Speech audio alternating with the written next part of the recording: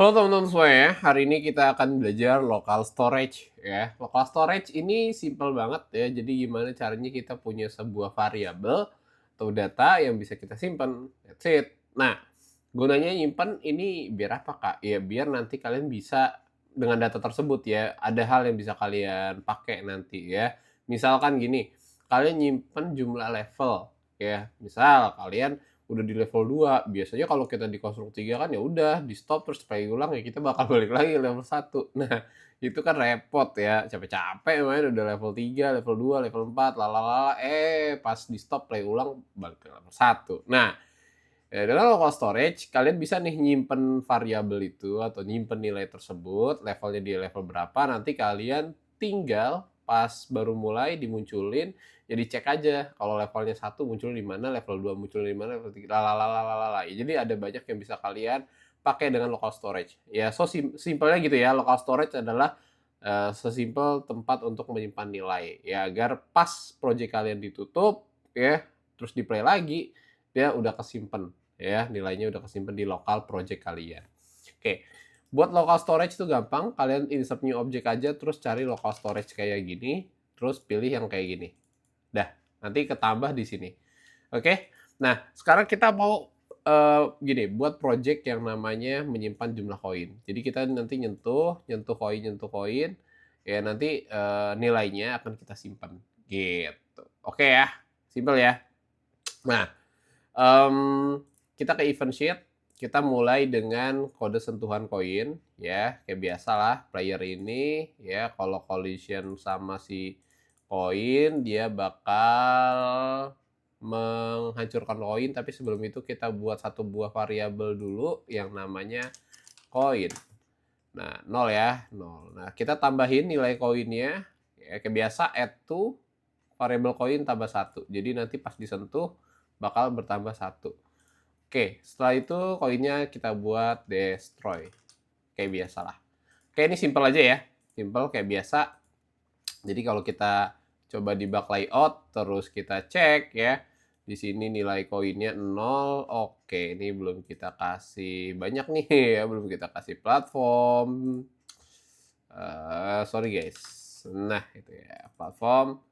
Terus kita kasih scroll to ya, terus udahlah ya kita kasih solid ini. Si tile mapnya kita kasih solid. Sip. Sekarang kita play, kita cek di bug layout ya. Nah, di koin 0 seperti biasa ya, kalau misalkan kita sentuh ya dia nambah tuh ya variable koin sekarang jadi 3. Nah, ini kalau kita play ulang kan pasti balik lagi nih ke balik lagi kan ke 0 tuh. Ya, udah dapet 3, udah balik lagi ke 0. Ya sayang banget kan. Nah, kita bakal buat seperti ini nanti nilainya itu kita save gitu. Oke. Nah, untuk itu kita butuh yang namanya si local storage ini. Nah, local storage itu sebenarnya prinsipnya gampang. Dia cuma dua ya, set item dan gain item. Ya, jadi kalau kita dapetin koin, kita save ya. Oke, kita save nilainya. Caranya gampang, add action aja. Kita ke local storage. Nah, kita set item. Tuh, lihat. Store a value in local storage and trigger on item set when down. Jadi simpelnya dia bakal menyimpan nilai kita. Nah, set item aja. Nah, di sini seperti kita ngasih nama variabel lagi ya. Di local storage ini kita kasih namanya score aja, samain aja deh ya. Nah, ini ya. Score. Oke. Score ya. Nah, nilai skor di local storage ini kita isinya apa? Isinya sebetulnya sama aja, yaitu dari variabel skor kita. Oke, mana nih? Skor, oh koin, sorry, koin. Nih ya, variabel koin. Oke, yang ini ya, yang bukan yang sprite ya ini. Oke, jadi kita boleh sama sih ya, biar kalian gak bingung-bingung amat, samain aja. Oke, jadi di local storage kita nyimpennya sebagai namanya koin ya dengan value-nya nilainya dari jumlah koin kita. Oke ya. Jadi misalkan kita jumlah koinnya ada 2 nih, ya udah nanti bakal disimpan 2 dengan namanya itu adalah koin tuh. Enter the name ya, nama kuncinya ya. Nama kuncinya adalah koin. Ya, atau bisa dikasih bedain lah jumlah koin gitu ya. Itu aja deh ya, biar nggak terlalu mirip. Ya, oke, nama variabelnya adalah jumlah koin, terus nilainya berisi koin. Nggak bingung kan? Simpel ya? Isinya nanti nilainya koin. Jadi misalkan kita dapat 2 koin, ya udah nanti misalkan nih kita nyentuh, set, ya kita nyentuh, set, dapatlah 1 koin, terus kita set, ya set di variabel jumlah koin, ya di local storage isinya adalah ya itu nilai koin kita, kalau ya berarti 1 gitu ya. Gampang ya? Nah, udah kita save. Nah, sekarang ada 3 hal yang harus kita lakuin. Yang pertama, pas karena kita udah punya local storage ya, pas dia mulai, aplikasi kita mulai, kita cek kira-kira dia udah punya local storage atau belum, ya gitu. Nah, ini kita cek on start layout, ya on start of layout, kita cek dulu, ya cek item access. Kira-kira nilai jumlah koin udah ada belum? Nah ya, jumlah koin. Harus sama ya dengan yang ini ya. Ini jumlah koin. Terserah kalian namanya apa. Oke, gak boleh spasi ya, saranin jangan spasi. Nah, pas di on start of layout, ya pas aplikasinya dimulai, gamenya dimulai, kita cek dulu ya ada atau enggak. Ya, karena tentu pastinya kalau kita pas baru play ini, pertama kali nih kita play ini sekarang nih, itu pasti nggak ada. Ya, karena kan baru kebuat pas dia dimainin nih, baru set item pas dimainin pas dia nyentuh koin. Ini pasti nggak ada.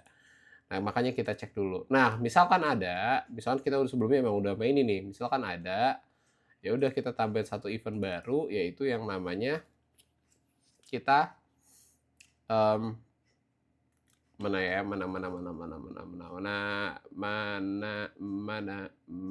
on item axis. Nah, ini ya, on item axis. Kalau item jumlah koin ada, oke. Kalau jumlah ternyata ya eksis nih ada, berarti variabel jumlah koin sih ada ya, datanya ada. Oke, datanya udah ke save. Ya udah kita bakal get item tersebut. Ya, get item. Tadi kan set item ya, ini get item. Nah, kalau datanya ada kita ambil. Ya. Oke ya, kebayang ya. Jadi pas baru mulai, oke, kita cek dulu ada atau enggak nih ya data jumlah koin. Oke, karena pasti kemungkinannya kalau pas kalian bakal play pertama kali itu nggak ada, karena kan dia baru ke save ini pas kalian nyentuh koin. Ya pas pertama kali mulai ini nggak ada pasti. Nah, kalau misalkan kalian udah pernah nyentuh koin, lalalala, nah berarti ada nih ya on axis jumlah koin axis, pas di stop terus kalian play lagi, oh berarti ada nih. Kalau ada, apa yang terjadi? Kita bakal get item. Get item tuh kita ngambil data jumlah koinnya, kita ambil tuh dari database ya, data lokal kita diambil dari itu, set diambil.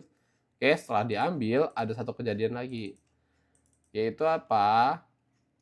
Saat item tersebut di get, item jumlah koin tersebut, apa yang terjadi? Jumlah koin itu di get, yang terjadi adalah kita mau ya variabel koin nih, variabel koin isinya adalah nih jumlah apa nilai yang kita get, nilai yang kita simpan. Oke, jadi sebenarnya simpel banget. Ya udah kita ke set ke variabel, mana nih, set value. Nah, isinya apa? Dari local storage item value ya. Artinya apa? Sekarang gini ya, kan kita udah tahu nih, oh ternyata ada nih data jumlah koin dia di database kita atau memori lokal kita ada nih ya. Kita udah pernah main, terus kita udah pernah save ya, namanya jumlah koin. Nah, setelah dia ada, dia bakal nge-trigger ke sini nih, on item jumlah koin get, dia bakal trigger ke sini ya, karena ada nih ya, udah di get kan, kita get, terus dia bakal nge-trigger ke sini.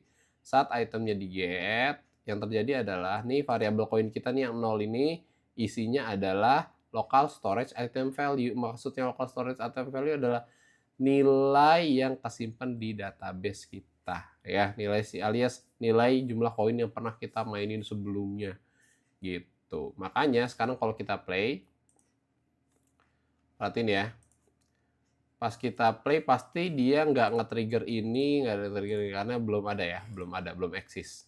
Oke, karena belum eksis. Nih, tuh makanya 0 ya, karena belum ada. Sekarang tapi kalau kita play, kita sentuh, ya perhatiin ya 2 ya. 2, sekarang kalau kita tutup, oke, harusnya dia ada. Harusnya dia ada 2.